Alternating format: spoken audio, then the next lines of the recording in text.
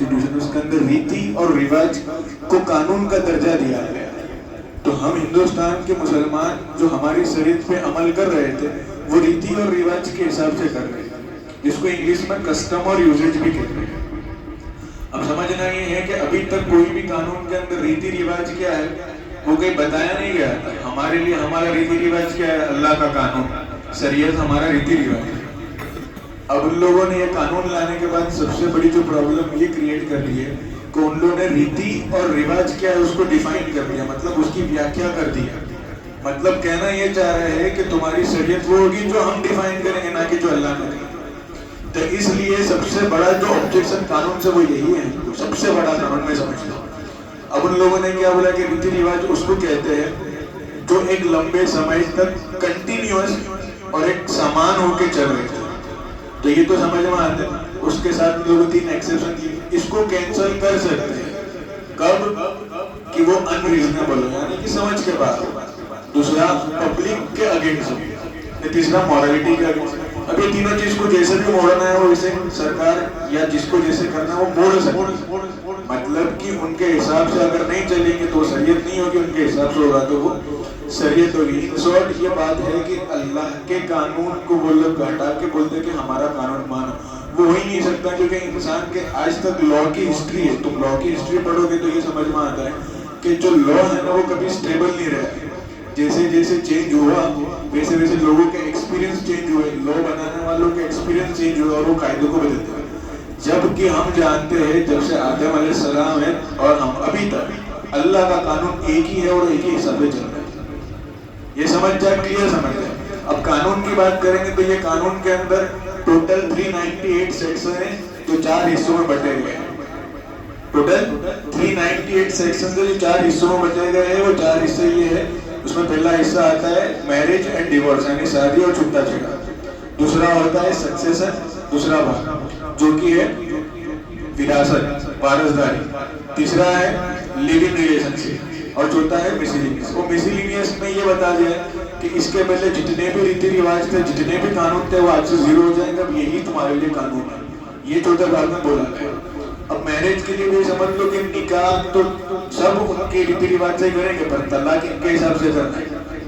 तलाक उनके हिसाब से नहीं होगा तो फिर पनिशमेंट है। जबकि सिविल लॉ के अंदर पनिशमेंट होती ही नहीं, जेल की पनिशमेंट होती ही नहीं। तो शादी हम हमारे हिसाब से करेंगे पर छुट्टे उनके हिसाब से, यानी तलाक का मामला इन लोगों ने 0 कर दिया।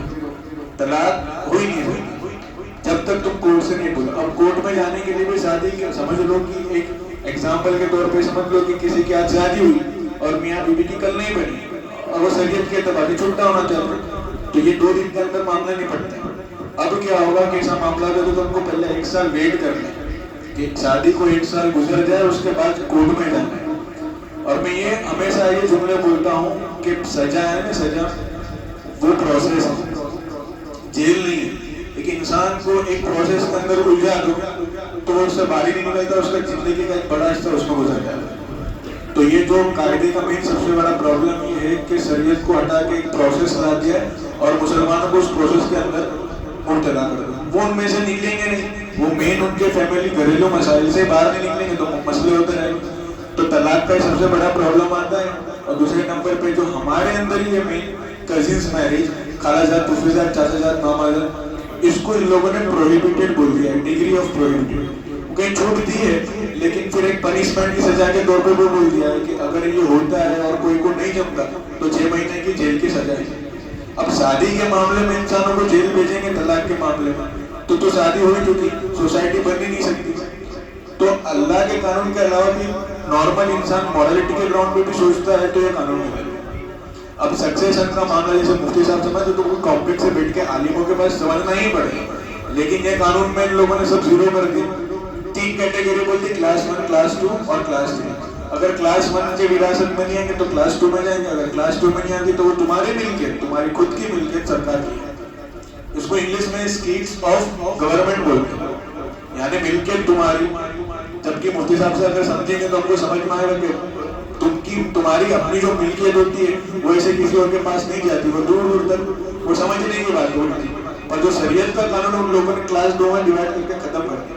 मेन बात ये है کہ ابھی تک مسلمان کا کوڈیفائی لو تھا ہی، جو چل رہے تھے وہ ہمارا علماء شریعت کو بچا تو ابھی تک چل رہے تھے اور ابھی تک کر رہے ہیں، تو وہ کوڈیفائی کہیں لکھا گیا نہیں تھا قانون میں، اب یہ کوشش کریں کہ لکھ دیا جائے، سمجھ میں آ رہی، تو ان کے حساب سے لکھ دیا گیا، تو سب سے بڑی پرابلم اب چوتھا لیونگ ریلیشن شپ، سمجھنے کی بات ہے کہ شادی کے ان لوگوں نے کنڈیشن رکھی ہے کہ ہسبینڈ وائف کی دوسری شادی دوسری شوہر نہیں ہونا چاہیے، دوسری بیوی نہیں ہونی چاہیے، اس کی عمر 21 ہونی چاہیے، اس کی 18 ہونا چاہیے، پر جب لیونگ ریلیشن شپ کا معاملہ آتا ہے تو کوئی کنڈیشن نہیں، یہ سب سے بڑی مطلب حلال کام کو تم لوگوں نے مشکل بنا دیا اور حرام کو آسان بنا دیا، وہاں صرف تم کو اسٹیٹمنٹ دینا ہے کہ ہم آج سے لیونگ ریلیشن شپ میں، تو لیونگ ریلیشن شپ ہو گئے، اب سب سے بڑی پرابلم اس میں کوئی اولاد ہو جاتی ہے حرام رشتے سے تو اس کو بھی وراثت میں حصہ ملے گا، وہ جائز کہلائے گا، تو تمہارا جو حلال ہے اس کو مشکل بنا کے حرام کرنا، تو ویسے تو بہت اگر ڈیٹیل میں جائیں گے تو بہت مشکل ہے،